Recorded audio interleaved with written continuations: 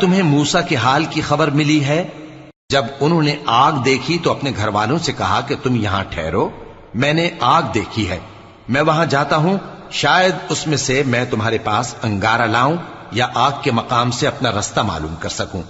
फिर जब वो वहां पहुंचे तो आवाज आई कि ऐ मूसा, मैं तो तुम्हारा परवरदिगार हूं, तो अपने जूते उतार दो, तुम यहां पाक मैदान यानी तुआ में हो और मैंने तुमको मुंतखब कर लिया है, तो जो हुक्म दिया जाए उसे सुनो।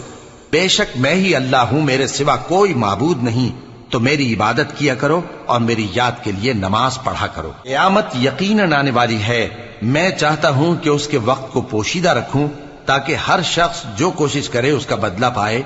तो जो शख्स उस पर ईमान नहीं रखता और अपनी ख्वाहिश के पीछे चलता है, कहीं तुमको उसके यकीन से रोक न दे, तो उस सूरत में तुम हलाक हो जाओ। और ऐ मूसा, ये तुम्हारे दाहिने हाथ में क्या है?